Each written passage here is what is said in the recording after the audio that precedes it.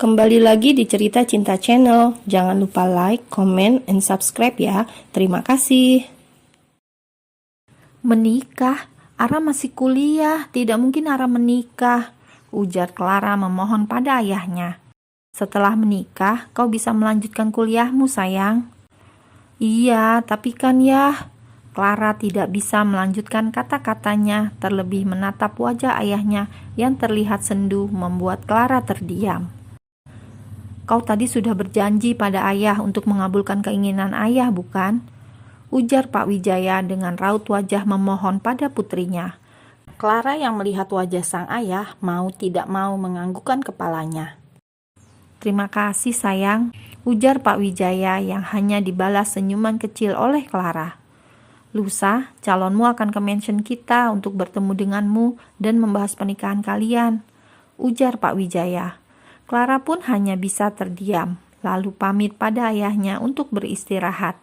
Pak Wijaya menatap pada punggung putrinya, lalu menghela nafasnya dan mengingat kejadian minggu lalu. Seminggu yang lalu, Pak Wijaya kebetulan bertemu dengan seorang pemuda yang mengajukan kerjasama bisnis dengannya. Setelah bertemu dengan pemuda itu, Pak Wijaya sangat tertarik padanya. Pemuda itu terkenal di kalangan pebisnis sebagai seorang bisnismen yang handal dan berdarah dingin di luar negeri. Dan kini ia sedang merambah bisnisnya ke dalam negeri, sehingga ia membutuhkan kerjasama dengan perusahaan Pak Wijaya agar memperkuat jaringan bisnis yang sedang dibangunnya di dalam negeri.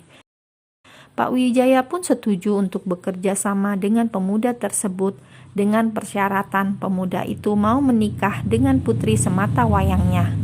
Dan hari ini Pak Wijaya mendapatkan kabar bahwa pemuda itu menerima persyaratan tersebut. Di dalam kamarnya, Clara menghempaskan tubuhnya di atas kasur. Clara menatap pada langit-langit kamarnya. Tak pernah terbayangkan pada diri Clara bahwa ia akan segera menikah dengan seorang pria pilihan ayahnya. Jangankan untuk menikah, berpacaran saja Clara tidak pernah memikirkannya. Dan sekarang ia akan segera menikah dengan seseorang yang tidak dia kenal. Mengingat lusa ia akan berjumpa dengan calon suaminya, membuat Clara semakin sedih. Ingin menolak pernikahan ini, Clara tidak akan tega dengan ayahnya.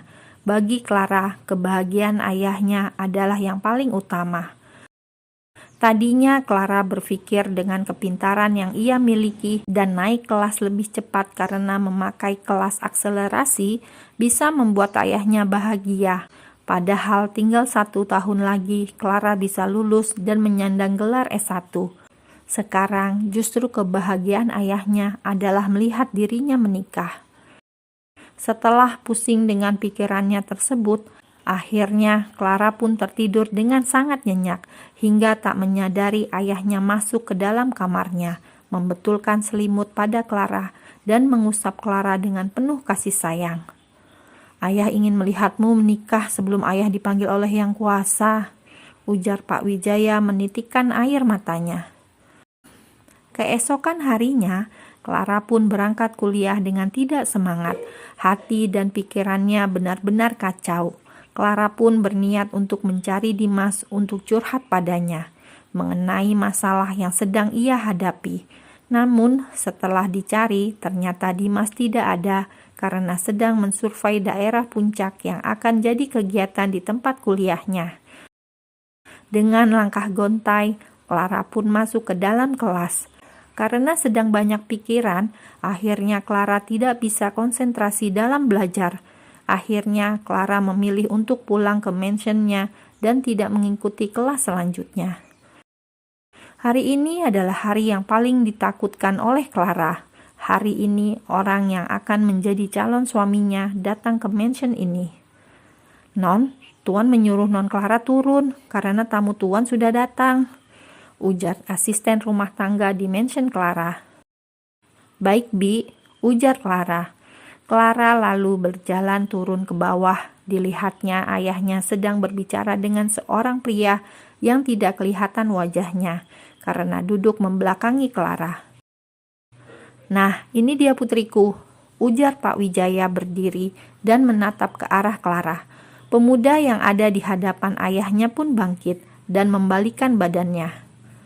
"Perkenalkan, putriku namanya Clara," ujar Pak Wijaya kepada pemuda yang kini sedang menatap Clara. Clara memandang wajah pemuda itu, begitu sangat tampan dengan setelan jas hitam yang dikenakannya, membuat tubuh pria itu terlihat sangat gagah. Melihat penampilan dari pemuda itu, Clara sangat yakin dia bukan pria sembarangan. Kesan mewah dan mahal terlihat dari tampilannya. Clara merasa sepertinya ia pernah bertemu dengan pemuda ini. Tapi di mana ya? Gumam Clara dalam hati. "Clara, kenalkan, dia adalah Alex," ujar Pak Wijaya membuyarkan lamunan Clara. Clara melihat pemuda itu sudah mengulurkan tangannya. Lalu Clara pun menyambut uluran tangan tersebut. Namun ketika tangannya menyentuh tangan pemuda itu, entah kenapa ada hawa dingin yang dirasakan Clara, membuat Clara jadi teringat ia pernah bertemu dengan pria itu di kafe Mississippi. Dia adalah pria sombong yang tidak sengaja Clara tabrak. "Alex," ujar pria itu dengan suara tegasnya. "Clara," ujar Clara langsung menarik lengannya. "Sini nak, kita duduk," ujar Pak Wijaya yang menyuruh Clara untuk duduk di sampingnya. Clara pun nurut dan ikut duduk di samping ayahnya. Clara tidak berani menatap pada wajah Alex. "Jadi bagaimana nak Alex, kapan kau akan menikahi putriku?" ujar Pak Wijaya langsung to the point pada Alex. "Ayah," gumam Clara, merasa sangat malu karena ayahnya seperti orang yang sedang menuntut sebuah pertanggungjawaban. "Lebih cepat, lebih baik," ujar Alex dengan wajah datarnya, membuat Clara hanya terkejut. Semudah itu pria di hadapannya menyetujui pernikahan dengannya, dengan seorang wanita yang baru saja ditemuinya. Kalau dibilang cinta pada pandangan pertama, rasanya itu sangat mustahil. Karena seingat Clara, pertemuan pertama dengan pria itu sangatlah dingin dan bagai tidak mau disentuh olehnya. Bahkan jasnya pun langsung dibersihkan ketika tubuh Clara tak sengaja menabraknya. "Apa sebenarnya yang diinginkan Alex?" gumam Clara dalam hati. "Bagaimana kalau minggu depan?" ujar Pak Wijaya dengan wajah bahagianya. "Ayah," pekik Clara dengan wajah kesalnya. "Baiklah, aku setuju," ujar Alex tanpa ekspresi apapun di wajahnya, membuat Clara semakin terpojok. Lalu Clara langsung meninggalkan ruangan tamu karena merasa percuma dirinya berada di ruangan tersebut. "Clara," ujar Pak Wijaya yang memanggil anaknya untuk kembali ke ruang tamu. Namun Clara yang dipanggil malah terus berjalan. "Sebentar nak Alex," ujar Pak Wijaya, langsung mengejar Clara. Sementara Alex hanya diam menatap pada punggung Clara. Pak Wijaya yang sudah berada di depan kamar Clara berusaha membujuk Clara. Namun Clara tidak mau membukakan pintu kamarnya. Lalu Pak Wijaya kembali ke ruang tamu untuk berbicara dengan Alex.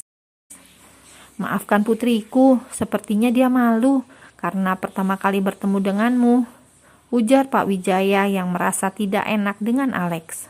"Tidak apa-apa, aku akan mengurus semua surat-surat yang diperlukan," ujar Alex. "Ya, lebih baik kau yang mengurusnya," ujar Pak Wijaya. "Baiklah, aku harus pergi karena ada rapat yang harus aku hadiri," ujar Alex lalu berpamitan pada Pak Wijaya. Dari lantai kamar atasnya, Clara menatap pada seorang pria yang berada di bawah, sedang akan masuk ke dalam mobilnya. Namun pria itu langsung menatap ke atas dengan wajah dinginnya, membuat Clara langsung bersembunyi di balik gorden. Setelah mendengar suara mobil yang menjauh, Clara langsung bisa bernafas dengan lega. Entah mengapa hati Clara merasa takut menatap wajah Alex yang dingin, seperti ada perasaan tidak enak yang menyelimuti hatinya. Tok tok tok, bunyi suara pintu kamar. "Boleh ayah masuk?" ujar Pak Wijaya. Clara pun langsung membuka pintu kamarnya. "Arah, kenapa kau tadi pergi begitu saja?" seru Pak Wijaya. "Yah, apa bisa pernikahan ini dibatalkan?" pinta Clara pada ayahnya. "Kenapa kau ingin membatalkannya?" Apa kau tidak tertarik pada Alex? Tanya Pak Wijaya. Ara hanya merasa Alex bukan orang yang tepat untuk Ara, ujar Clara sambil menundukkan kepalanya. Pak Wijaya menarik nafasnya dengan panjang. Ara, apa kau percaya pada ayah? Tanya Pak Wijaya. Ara percaya ya, ujar Clara pada ayahnya. Aku yakin Alex bisa menjagamu, ujar Pak Wijaya. Clara pun hanya terdiam mendengar kata-kata ayahnya.